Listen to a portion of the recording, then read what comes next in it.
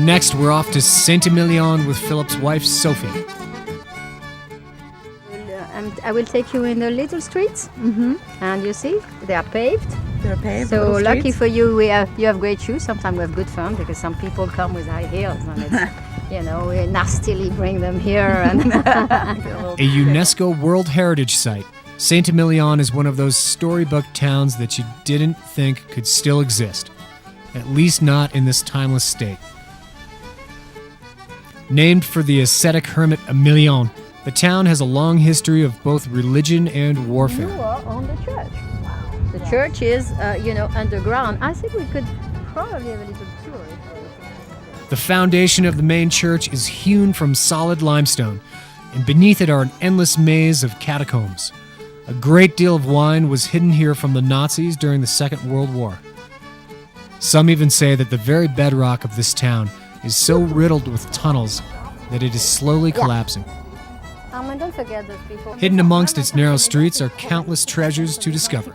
Oui, ce monsieur est venu déguster à la maison par l'intermédiaire d'une amie irlandaise qu'il connaît et il est venu regarder. So there is a tiny restaurant. I mean, you can probably fit 10 people, no more, but it's really something else. I hope it is open. It's called la Cour des Arts. Yes, I think it's open. Voilà, the hat.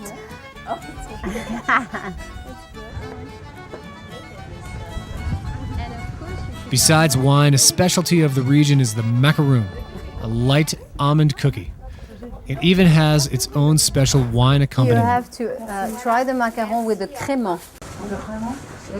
Oh, The crémant, it's sparkling wine? Yeah, it's a dry sparkling white wine, and there are some places where you sit outside, and not only they prepare the macaron, but you have the glass that goes with it. That's important.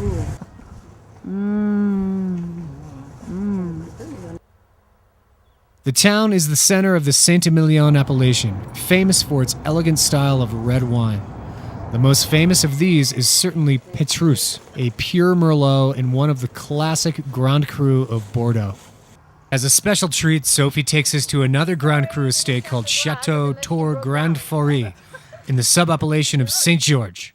Sophie runs her own wine export business, and Frank Fétit is one of her suppliers. Oh, you can see from the side. Look at how beautiful they are. These are very old. They were planted after 56. Même plus d'un siècle maintenant. And they have some, which are 100-year-old.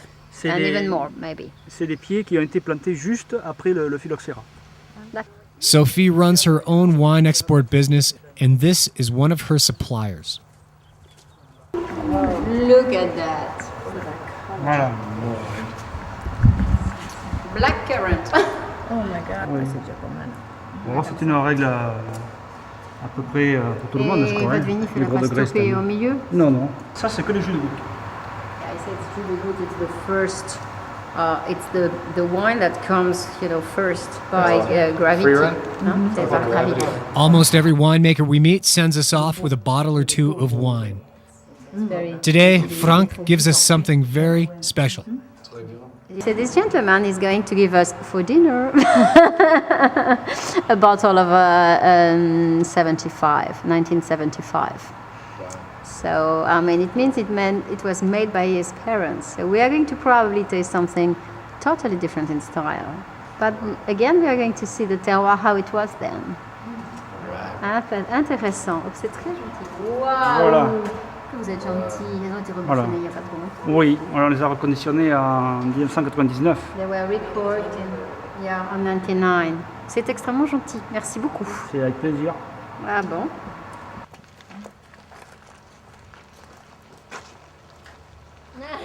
Allez, au revoir.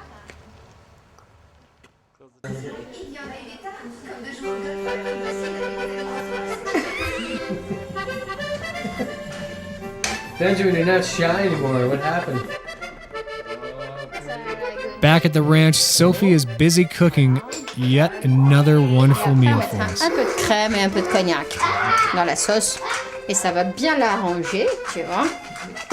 Voilà. Tonight it's tarragon chicken with a cognac cream sauce. Sophie is actually from the town of Cognac, just north of Bordeaux. Her family founded the very well-known Hardy Cognac in the 1800s, so there's quite a bit of it around the I house. mean, it's fantastic. I mean, I was born in Cognac, so I was born. So I mean, Cognac. I mean, you With sherry and white wine, so I'm gonna do that. Yeah. Oh yeah, whenever you want. And in we go. Voilà.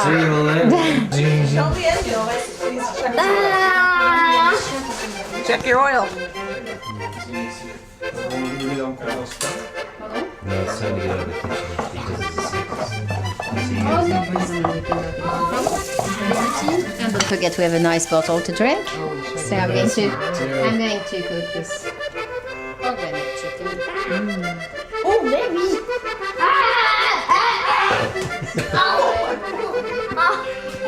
What happened? Car crash. While dinner is cooking, we head over to Philip's neighbor, George. George is the person responsible for teaching Philip how to make Pineau. For manners? This is my neighbor.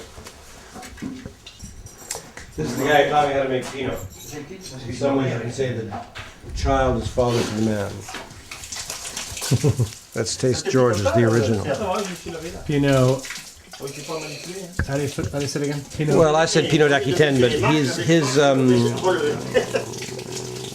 he doesn't use cognac. He uses distillate from here, from his own wine, in fact. Real deal. So it's Pinot de Nardou. Now, the Pinot we're referring to is not Pinot Noir, but a different spelling of Pinot. It's often referred to as Pinot de Charente. It's made by adding cognac to freshly squeezed grape juice, and then you age it in an oak cask for about a So year. this is the guy who taught me. C'est toi qui es mon maître en Pinot. Oh. It yields a delightfully viscous, sweet yet crisp aperitif. Plenty more where that came from, dear. As we say in English. Come too. Yeah. Pas goûter? Ouais. Ça c'est très bon. Ça, c'est son pour Pinot. Whatever. C'est pour ressentir le goût. Santé. Santé. Santé, Serge. Cheers. Santé. Santé. And the sweetness and the fruit of the fresh juice. And that's what it's about. It's an aperitif from Charente. Pinot de Charente is the classic. Ratafia and Champagne, they do the same thing. But here, I mean, lots of people do it themselves, sort of homemade. So in this particular case, George's is his own grape juice, as mine is. Mine, however, is mutated, as we say, with 2-year-old Grand Champagne cognac.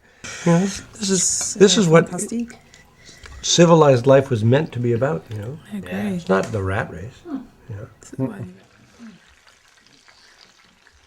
Voilà.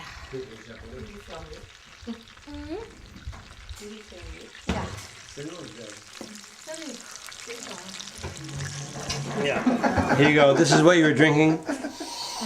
There you go. That's what that Bordeaux that you were drinking is going to become. Is that sour cream? Yeah. A little step of gravy I've never seen. Cognac. Cognac, hein. Ah. Voilà. On va maintenant la chercher.